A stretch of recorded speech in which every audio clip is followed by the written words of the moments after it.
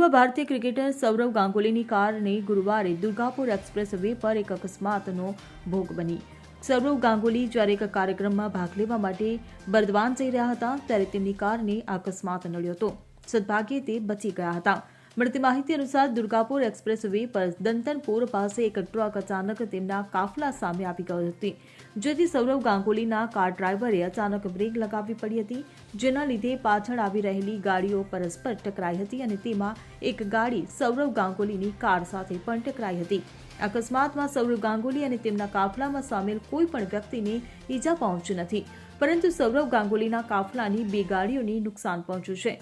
અકસ્માત બાદ સૌરવ ગાંગુલીને લગભગ 10 મિનિટ સુધી રસ્તા પર રાહ જોવી પડી હતી।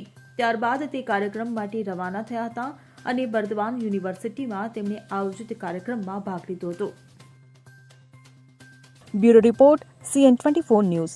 હવે જુઓ દેશ દુનિયાની તમામ ખબરો તમારી આંગળીના ટેરવે। ઉઠાવો મોબાઈલ અને Google Play Store પરથી ડાઉનલોડ કરો અમારી CN24 ન્યૂઝ મોબાઈલ એપ।